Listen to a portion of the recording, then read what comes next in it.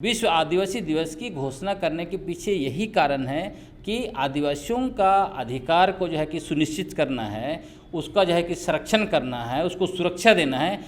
इस पर जो है कि यही उसका मूल मकसद है। और उसके अलावे पूरी दुनिया में जिस तरह से पर्यावरण संरक्षण को लेकर आदिवासियों की भूमिका रही है, उसको जो है कि उल्लेखित करना है। पूरा इतिहास में देखिए, भारत का इतिहास उठा के देख लीजिए, हमारे पूर्वजों ने आर्यों का गुलामी नहीं किया, मुगल का गुलामी स्वीकार नहीं किया, ब्रिटिश का भी गुलामी स्वीकार नहीं किया। 2008-9 के समय में जब रांची में हम लोग आदिवासी दिवस मनाते थे, तब वहाँ पे क्या होता था, वहाँ पे हम लोग चर्चा करते थे, विश्लेषण करते थे, उसके साथ कुछ रंगारंग कार्यक्रम भी होता था।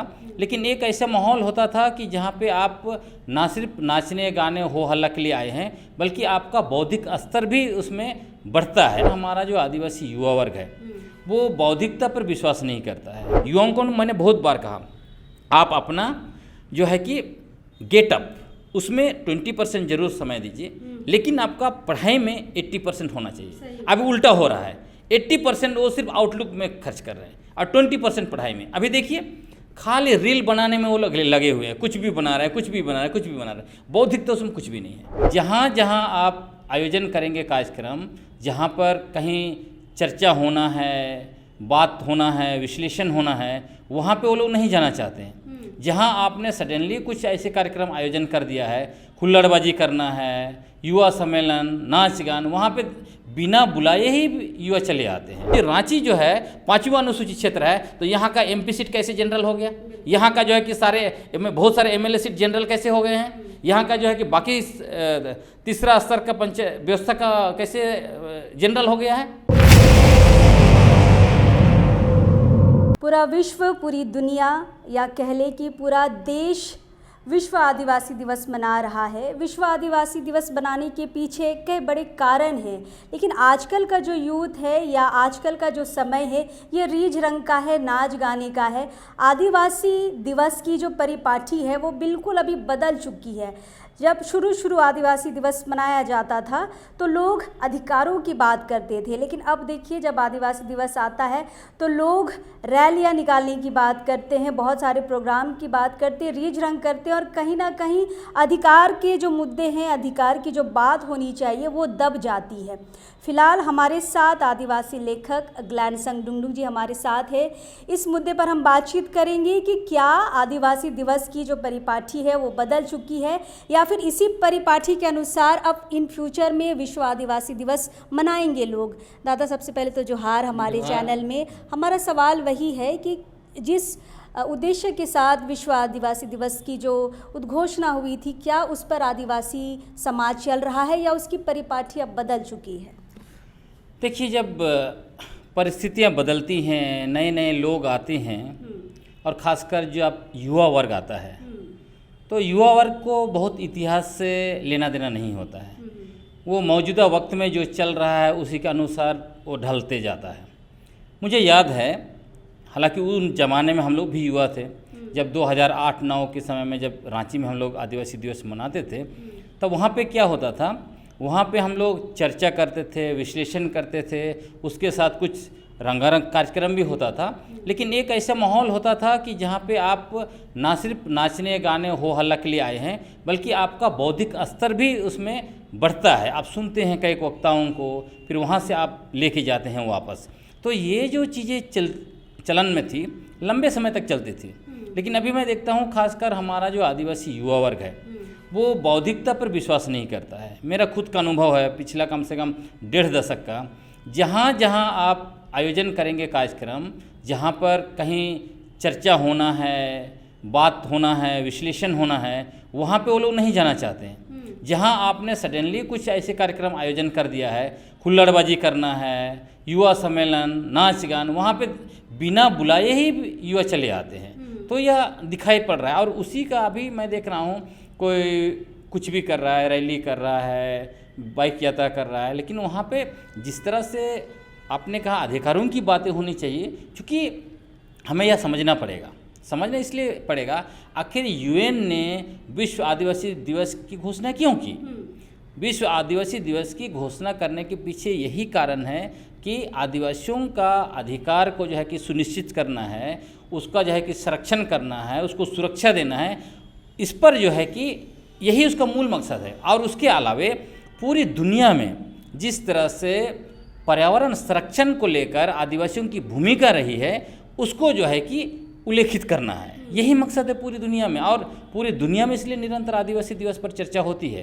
लेकिन जिस तरह से मैं भी सुन रहा हूँ अब सरहुल के तर्ज पर मनाया जाएगा, मुझे लगता है ये लोग समझ नहीं पा रहे हैं शायद ये विश्व आदिवासी दिवस जो है कि क्यों घोषणा किया गया।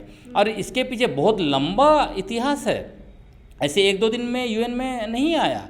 लगातार आदिवासी लोग लड़े हैं, शहादत दिए हैं, उसके बाद में इस दिवस को हासिल किया गया। इसलिए आज के युवाओं को सोचना पड़ेगा। अच्छा दादा, एक बात बताइए कि सरकार भी अभी इस जो आदिवासी दिवस है उसकी रूपरेखा बदल दी है। झारखंड सरकार ने खुद 2 दिन का सरकारी कार्यक्रम करती है, नाच गान होता है, सब सही है। और आपने एक बहुत अच्छी बात बोली कि जहाँ पर भी अधिकारों की बात होती है या फिर चर्चा परिचर्चा की बात होती है तो यूथ का जो इंटरेस्ट है थोड़ा सा कम हो जाता है। झारखंड बने 24 साल हो गए हैं, आज़ादी का 75वां साल में हम हैं। और देखिए आदिवासी तब भी वही उसी समय संघर्षशील था, अभी भी संघर्ष कर रहा है। हम अधिकारों को कब समझेंगे, क्या लग रहा है? अभी और लंबा वक्त लगेगा क्या अधिकारों को समझने में? देखिए, जहाँ तक आपने कहा कि कितना हम संघर्ष करेंगे, ये तो जग जाहिर है। इसको मैं बोलता हूँ, जब इंडियन स्टेट या सिर्फ स्टेट का आप बात करिए, जब स्टेट जैसा कोई चीज़ नहीं होती, सरकार जैसी कोई चीज़ नहीं थी, उस समय में आदिवासियों का जल जंगल ज़मीन पर मौलिकाना हक था, है ना। वो अपने तरीके से जीते थे, सारा जंगल झाड़ साफ करके खेती का ज़मीन बनाया, सब कुछ किया। जैसे स्टेट आया तब समस्या शुरू हो गया। क्यों समस्या शुरू हो गया? क्योंकि आदिवासियों का जो ज़मीन, इलाका और प्राकृतिक संसाधन था, उसको स्टेट ने कानून बना के क्लेम किया कि ये हमारा है। तो ये जो लड़ाई है ना, वो लड़ाई कभी ख़त्म नहीं होगा। क्यों ख़त्म नहीं होगा? यदि इसको ख़त्म करना है तो 2-3 तरीका है। एक तो यह कि स्टेट जो है आदिवासियों को जल जंगल ज़मीन पर मालिकाना हक दे दे, वो कह दे ये आपका है, आप उसको अपने तरीके से उपयोग कीजिए, नंबर 1।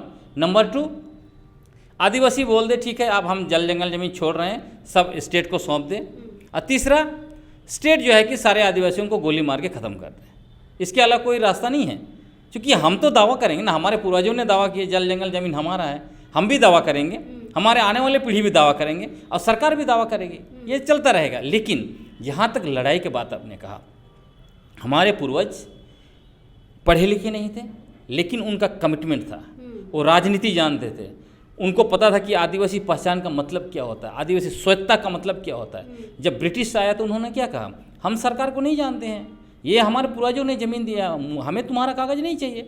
और देखिए कि आदिवासी समाज ही ऐसा समाज है देश में, पूरा इतिहास में देखिए, भारत का इतिहास उठा के देख लीजिए, हमारे पूर्वजों ने आर्यों का गुलामी नहीं किया, मुगल का गुलामी स्वीकार नहीं किया, ब्रिटिश का भी गुलामी स्वीकार नहीं किया। लेकिन आज देखिए क्या हो रहा है, यही जो बौद्धिकता की कमी है, हम इतिहास नहीं जानते हैं। हमारा आदिवासी समाज निरंतर बाहरी विचारधारा, चाहे वो आरएसएस का बोलिए, दूसरे विचारधारा का बोलिए, वो मानसिक रूप से गुलाम होते जा रहे हैं। मतलब इतना गौरवशाली इतिहास हमारा है, इतने हमारे पूर्वज से, वहाँ से आके हम गुलाम हो जा रहे हैं। ये तो सबसे बड़ी चिंता का विषय है। तो संघर्ष चलता रहेगा, संघर्ष चलता रहेगा, लेकिन संघर्ष का तरीका बदलेगा। हमारे पूर्वज अपना बौद्धिकता तो था ही उनके पास, लेकिन उनका संघर्ष का मूल हथियार था तीर धनुष, और उनके पास जो भी था कुल्हाड़ी बर्छा जो भी था उसे किया। आज का संघर्ष जो है वो बुद्धि के बल पर होगा। इसीलिए मैं कहता हूं कि अभी युवाओं को पढ़ना होगा, लिखना होगा, चिंतन मनन करना होगा। तो युवाओं की जिम्मेवारी डबल हो जाती है। एक तो उनको अपने करियर के लिए पढ़ना पड़ेगा और दूसरा समाज के लिए पढ़ना पड़ेगा। लेकिन हमारा युवा अपना करियर के लिए तो थोड़ा मेहनत करना चाहता है, लेकिन समाज के लिए नहीं पढ़ना चाहता है। देखिए ये सवाल हम इसलिए बार बार निकाल के ला रहे हैं और स्पेशली आपसे इसलिए हम बातचीत करने आए हैं, क्योंकि कई दफ़ा जब आदिवासी दिवस मनाता है, भीड़ में हम जाते हैं, युवाओं से पूछते हैं कि आदिवासी दिवस क्यों मना रहे हैं, इसके पीछे का उद्देश्य क्या है, तो बहुत सारे लोगों को पता नहीं होता। बहुत सारे बोलते रैली में आ गए हैं या फिर जुलूस में आ गए हैं। या फिर आज जुलूस, कोई कोई तो पिछले बार हमको ये जवाब दे रहा था कि नहीं सरहुल जुलूस में आए हैं। बताइए, ये सब बात है तो हमें लगता है कि कहीं ना कहीं आदिवासी दिवस का जो कॉन्सेप्ट है उसको हमारा युवा पीढ़ी समझ नहीं पा रहा है। दादा, कैसे होगा, कैसे उनके आपकी बातें हो गए या फिर बुद्धिजीवियों की जो बातें हो गई, कैसे हम युवाओं तक लेके जाएंगे कि समझ पाए कि आदिवासी दिवस के पीछे का मकसद क्या है? देखिए, इसीलिए मैं कोशिश कर रहा हूँ। मैंने लगभग 10 से 15 साल पहले ही इस बात को रियलाइज़ किया था। जब मैं देखता था आदिवासी कार्यक्रमों में, खासकर झारखंड में, कहीं भी कार्यक्रम के बाहर कोई बुक स्टॉल लगा हुआ नहीं मिलता था। और उसी जगह देश के अलग अलग हिस्सों में मैं जाता था तो कार्यक्रम हॉल के बाहर बहुत सारे बुक्स दिखाई पड़ते थे, लोग खरीदते थे। तब मैंने सोचा कि लिखना पड़ेगा हमें, और हमारे बारे में जो दिकुओं ने लिखा है वो सारा का सारा नकारात्मक चीज़ें लिख के भरा है। आदिवासी मतलब असभ्य, जंगली, अनपढ़, गंवार, पिछड़ा, यही तो बताया है ना। अच्छी चीज़ों तो नहीं लिखा कि आदिवासी जो है कि सह अस्तित्व में जीते हैं प्रकृति के साथ, वो समानता उनके समाज में है, स्वायत्तता उनके समाज में है। हाँ, इतना बेहतरीन समाज है जहाँ पे आप देखिए गांव में जाएंगे तो आदिवासी भी रहता है, वहाँ पे जंगल में कीड़े मकोड़े रहते हैं, जलीय जीव हैं, जंगल में शेर भालू भी मिलेगा, पक्षी मिलेगा आपको, वहीं पेड़ वगैरह, मतलब इतना सहअस्तित्व भरा समाज को जो है इन्होंने ऐसे नकारात्मक तरीके से पेश किया है। इसलिए मैं लिखना शुरू किया।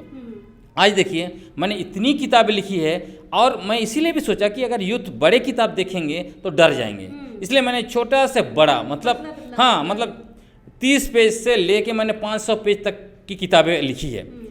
और कितना मोटिवेट करने के बाद ये पढ़ते नहीं हैं। अब सिंपल सा आपने कहा जी आदिवासी दिवस के बारे में, इसके बारे में मैंने इतना किताबों में लिखा है, आर्टिकल लिखा है, फेसबुक पोस्ट किए, इसके बाद भी अगर वो नहीं जानते हैं तो यही दुख था। और इसके लिए मैं जिम्मेवार मानता हूँ जो सरकारी, न सिर्फ सरकारी संस्थान जो हैं, खासकर यहाँ चूँकि मिशनरी का बहुत बड़ा रोल है यहाँ पर, उनके स्कूल कॉलेज बहुत ज़्यादा हैं, तो उनको मैंने बहुत समय में कहा इसका आप भी जिम्मेवार हैं।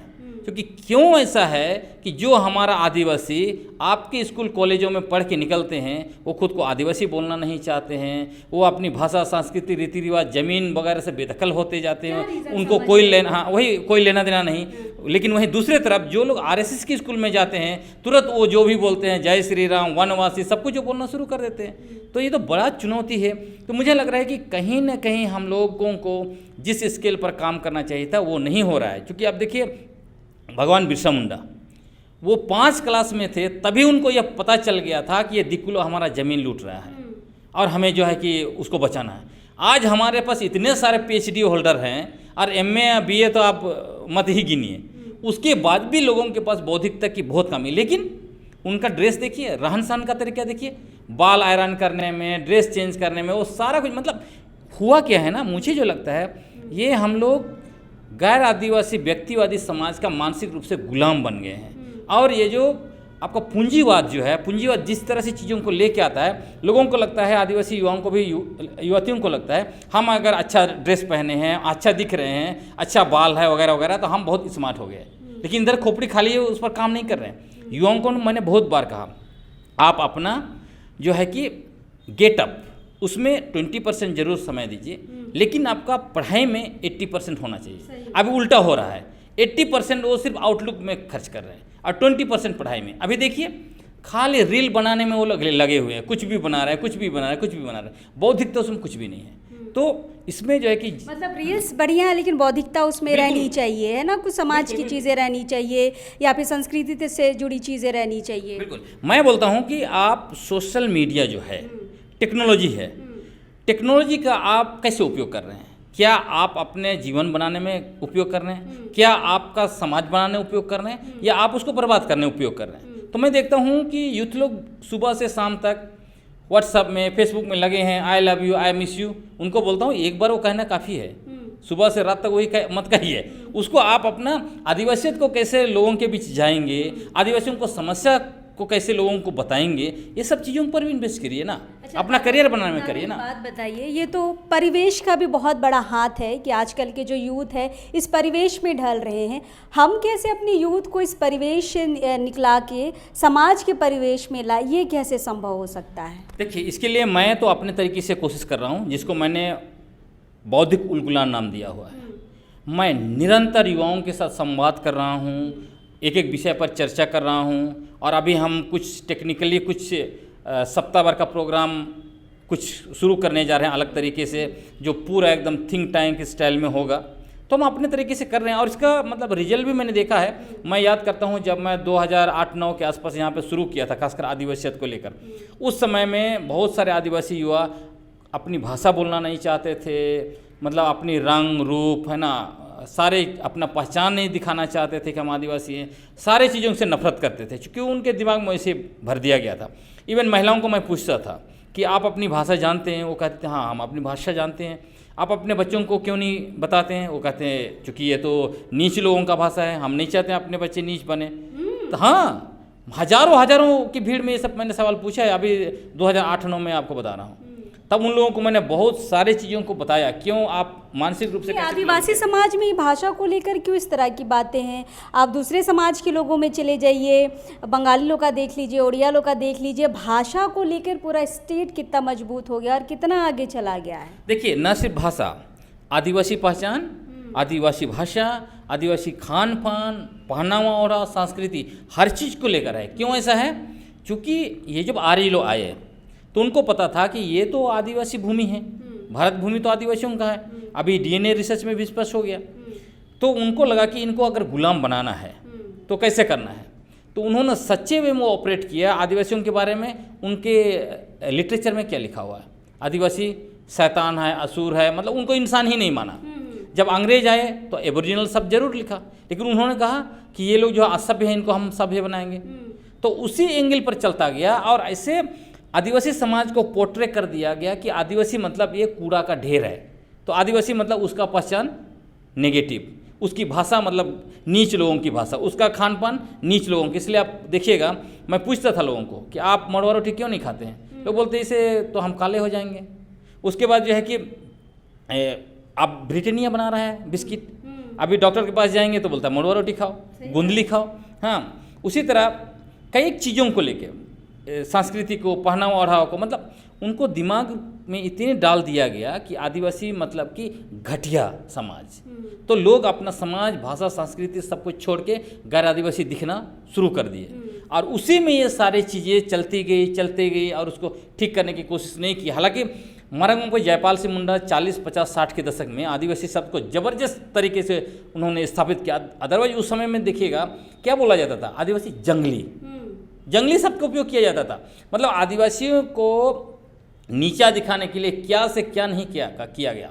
आरएसएस विगत 75 साल से निरंतर अभियान चलाया है। आप सोच लीजिए, करोड़ों रुपए खर्च किया है किसके लिए? सिर्फ और सिर्फ आदिवासी शब्द को आदिवासियों के दिमाग से निकाल के वनवासी शब्द डालने के लिए। इसी से आप समझ सकते हैं कितना बड़ा षड्यंत्र है जिसको हमारे लोग नहीं समझ पाए। और उसके पीछे क्या कारण था?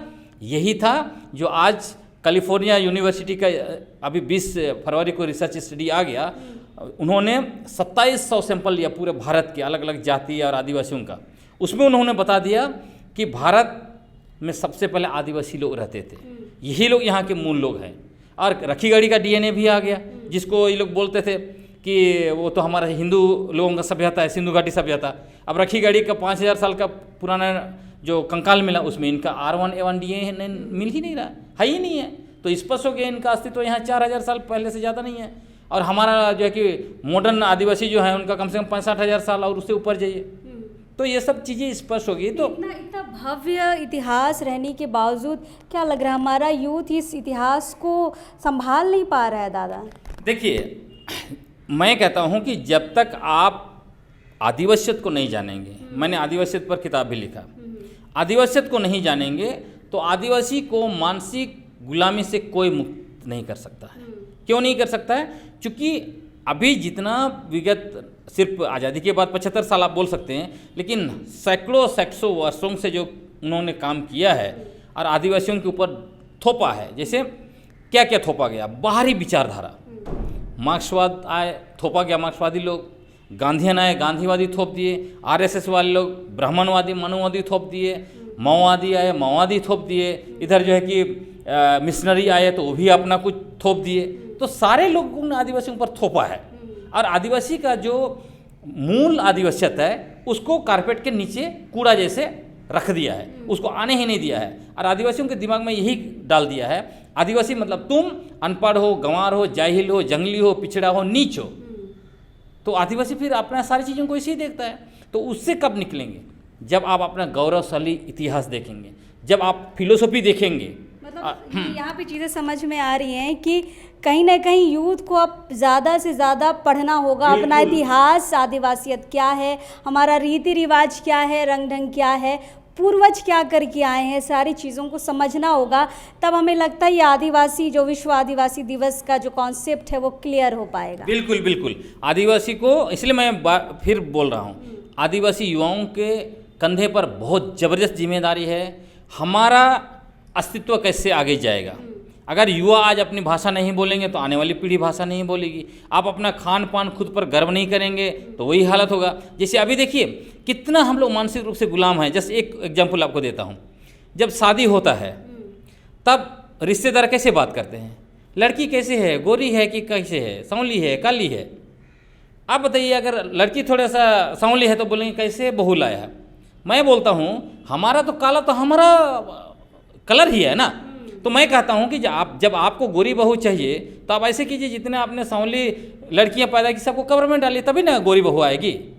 मतलब कितना स्तर से हम लोग मानसिक रूप से गुलाम हो गए हैं। समाज अब काला गोरा भी देख रहा है, जो कि ये समझ रहा है कि आदिवासी समाज का तो कलर ही है। बता रहा हूँ, मैंने एडवर्टाइजमेंट देखा है, मैं चौंक गया ये देख के कि गोरी बहू चाहिए। बताइए, आदिवासी जी को गोरी बहू चाहिए तो वो आदिवासी रहा कहाँ से? तो उस लेवल पर हम कह रहे हैं। आप सोचिए कि हमारे पूर्वज लोग कितना अच्छा कहानी बनाया शादी का। जब वो लोग लड़की देखने जाते हैं तब क्या बोलते थे? हमारा इधर जो है कि कोई एक बच्चिया आई है, उसको हम लोग ढूंढने आए हैं, या मोर आई है, उसको उड़ के उसको ढूंढने आए हैं। वो लोग थोड़ी बोलते थे कि लड़की गोरी चाहिए तो सफ़ेद बच्चिया आई है या काली बच्चिया आई है। ये सब चीज़ों की इसीलिए मैं बोल रहा हूँ, जब तक आप अपना फिलोसफी नहीं समझेंगे, इतिहास नहीं समझेंगे, तो आप उसमें से गुलामी से निकल नहीं पाएंगे।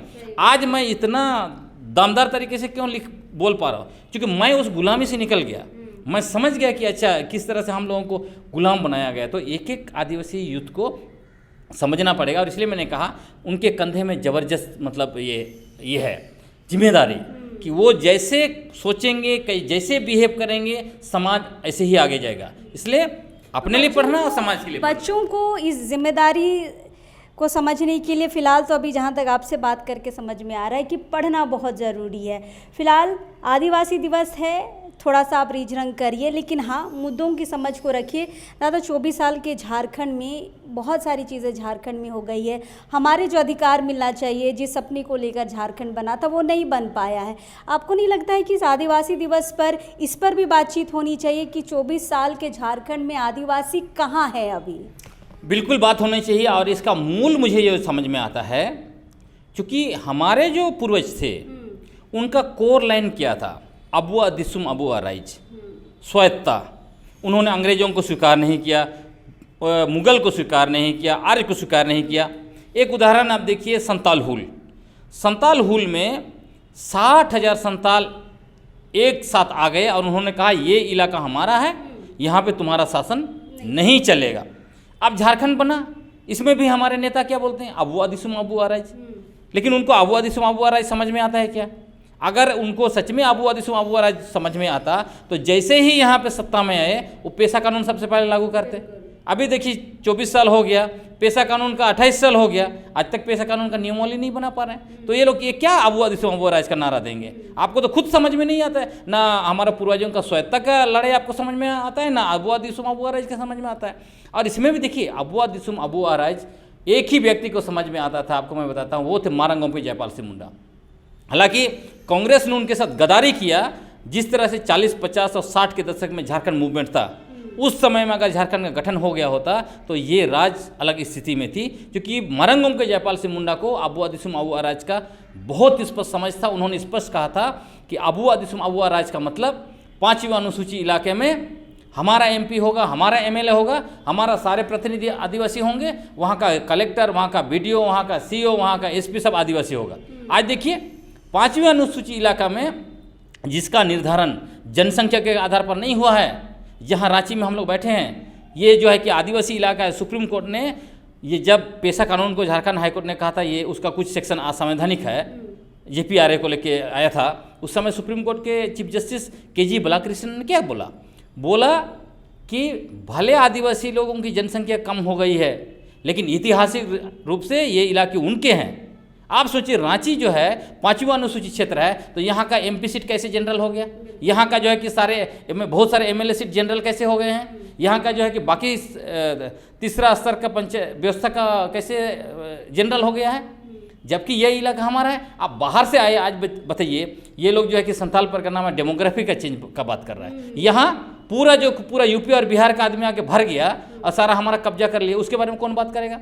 जनसंख्या के आधार पर आप कैसे इसको दावा कर सकते हैं? भाई, आप खुद आए कमाने खाने, आप जो है कि अपना ससुराल लेके आए, आप रिश्तेदार लेके आए, और यहाँ आपकी जनसंख्या ज़्यादा हो गई, उस आधार पर बोलेंगे ये आप हमारा है? आप बताइए, जमशेदपुर 100 साल पहले टाटा बैठने से पहले किसका था? 24 गांव आदिवासियों के थे, 95% आदिवासी हुआ करते थे। आज देखिए 100 साल के बाद वहाँ 5% आदिवासी बच गया है, उसमें खाली संताल बच गया। मतलब आदिवासी का कुछ नहीं रहेगा। आप जनसंख्या के आधार पर सब लूट लेंगे। इसलिए मैं बोल रहा हूँ, भारत का संविधान 19 का सब क्लॉज 1 को रेफर बोलता है कि हम देश के कोई भी इलाके में रह सकते हैं, बच सकते हैं, खा पी सकते हैं, व्यवसाय कर सकते हैं, नौकरी कर सकते हैं। लेकिन उसी का 19 का सब क्लॉज 5 और 6 पर कोई नहीं बात करता है। उसमें क्या लिखा है? यदि जनरल पॉपुलेशन या शेड्यूल ट्राइब मतलब आदिवासियों पर उनका अस्तित्व पर खतरा आएगा तो सरकार उचित रोक लगाने के लिए कानून बनाएगा। आज तक क्यों कानून नहीं बनाया गया 5वीं अनुसूची में बाहरी जनसंख्या को रोकने के लिए? ये तो वोट का मैटर है दादा, आप समझ ही रहे हैं। सरकार को भी पता है कि संथाल का डेमोग्राफी और रांची का डेमोग्राफी क्या है, सरकार को भी पता, और नहीं बदल रही है तो सिर्फ ये वोट का मामला है। यहाँ भी वोट लेना है, वहाँ भी वोट लेना है। ये पक्ष को भी पता है, विपक्ष को भी पता है, और जनता को भी पता है। बस ये सारी चर्चा परिचर्चा करने का मकसद हमारा ये है। इसलिए जैसे आपने कहा अबू राज, जब ये लोग अबुआ दिसुम अबुआ राज नारा देने वाले सत्ता में हैं और आप 5वीं अनुसूची को सुरक्षा नहीं दे सकते हैं, आपको कानून बनाने का अधिकार है 19 सब क्लॉज 5 और 6 पर, गवर्नर के पास इतना बड़ा पावर है आदिवासी जमीन और इलाका को बचाने के लिए, हमारा प्रेसिडेंट अभी आदिवासी है। जब कोई काम नहीं करेगा तो कौन किस बात का?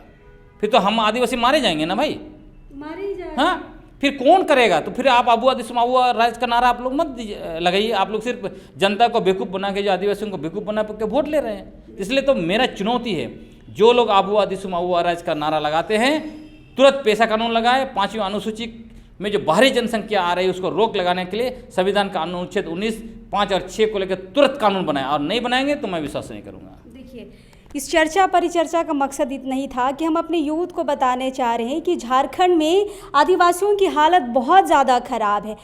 जैसे कि दादा ने कहा कि आपके ऊपर बहुत बड़ी जिम्मेदारी है। नाच गान करना बहुत अच्छी बात है, खुशी का दिन है। सरहुल करम के बाद एक आदिवासी दिवस आता है जब हम थोड़े हंस मिल के एक साथ मनाते हैं। लेकिन साथ ही साथ आपको समझना होगा कि 24 साल के इस झारखंड में या आज़ादी के बाद हमारी आदिवासियों की हालत क्या है, हमारी स्थिति क्या है। क्या हम अभी भी अपनी विरासत को, अपने इतिहास को संभाल पाए हैं, या दूसरे के इतिहास को संभालने में अपना दिमाग और समय लगा रहे हैं? फिलहाल दादा ने बहुत सारी किताबें लिखी हैं। इनकी किताबें आपको सत्य भारती में मिल जाएंगी, बहुत सारी किताबें आपको बहुत सारे दुकानों पर भी मिल जाएंगी। किताबों को पढ़िए, समझिए, इतिहास को समझिए, अपने पूर्वजों के बलिदान को समझिए।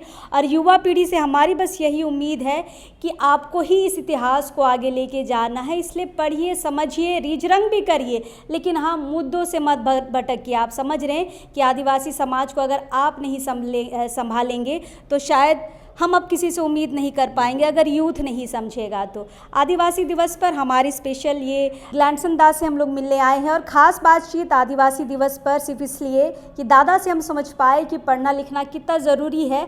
और फिलहाल इस वीडियो को हम आज समर्पित करना चाहते हैं हमारे यूथ के लिए कि आप दादा की बातों को सुनिए, समझिए, और पढ़ना लिखना अगर नहीं शुरू किए हैं तो अपने समाज के किताबों को पढ़ना लिखना शुरू कीजिए।